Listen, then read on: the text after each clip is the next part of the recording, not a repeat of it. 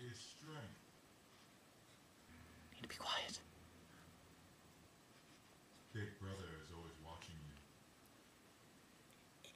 It's not safe. Me where there is no darkness. Well, since we're in a place where there is no longer darkness, maybe I can speak a little truthfully. And I checked, and I made sure that there are no telescreens in this room at all. For 1984 to relate to me, I really have to really think deep of how the extreme of 1984 can relate to my small and insignificant simple life. And really what I came down to was how when Winston would be brainwashed into thinking what is wrong to be right and what is right to be wrong, and that I just made it up, or that he just made it up. That is a lot like how my mother talks to me. When I know that something is right and that she is wrong 100%, I have proof for it, she will tell me that I am wrong. And back when I was little, when I did this, I would believe her because I was weak-minded, and I also loved my mother. But let's not get into that. Also, I just like Winston, I am terrified of if the government is monitoring me, or not saying I'm doing anything bad or illegal. I'm just saying I'm terrified that the government is monitoring me, like a telescreen.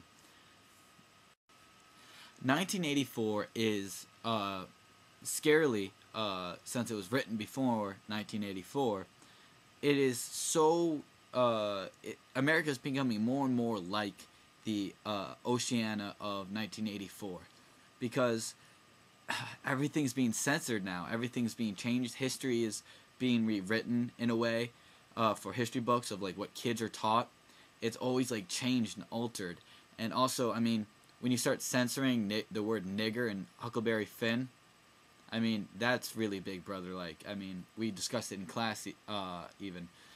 And also, I mean, the government has the right to monitor our cell phone calls and survey. The Homeland Security grants the right for them to watch everything. So in a way, Homeland Security is like the thought police, because they're always watching, they're always monitoring and looking for threats against their establishment of government, just like the thought police does.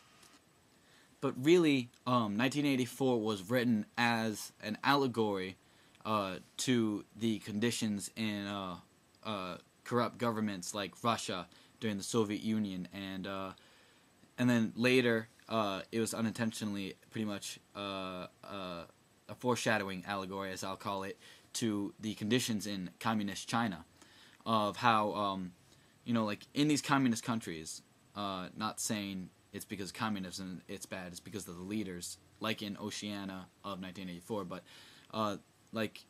in Russia and China and Cuba, there are thought police people who will report strange behaviors or anything to government officials, who will come in and correct the situation of the citizens who are thinking individually.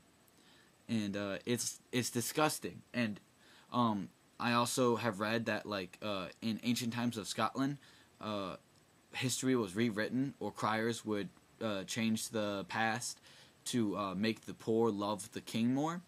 And that even happens in China, that's for damn sure. And even in Russia, I believe, because since Animal Farm, I'm going to connect to a book real quick. Since in Animal Farm, the pigs started making up the past, and the poor really just started believing in the made-up past the pigs came up with.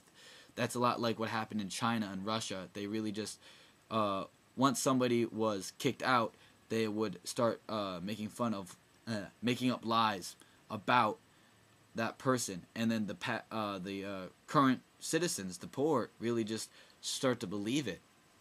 So it really does relate to the world in a whole sense a lot. One huge universal idea that was very evident throughout the text was that when the poor doesn't have bread, rebellion's gonna happen. I mean, it can be relate to the world history of how a little country, discovered country known as New England at the time, was fed up of the jurisdiction of their rulers and rose up against them. And then afterwards, they established their own upper class, and then middle class and lower class. And it's just a never-ending cycle. So that's why it's universal, is because the poor, there will always be poor, and the poor will always not have bread. And to the point when they're fed up with it, they will rebel and reestablish the government to have a whole different set of poor people in the bottom. So I would really recommend this book to anyone, really. I mean, it is an eye-opener to to governments, because you can relate the book, like what the government in the book, to what is going on in your real life with the government that is above you right now, watching over you, because it is always watching. And it can be relate to other governments as well. And it really should be, anybody should read this book. Students, adults, if you haven't read the book yet and you're above the age of 13, you should read it. And really, this book is really meant for the lower class and middle class people, because honestly, the upper class is going to be like, well, I really liked the inner party because they were on top, just like me. So really, the book is for lower class and middle class especially. I mean, not so much upper class, because they won't really get it. They won't really get the fact that, because they're on top, of course. So, you know, it is meant for anyone. It's supposed to open your eyes to the world around you and what is going on. It's a great book.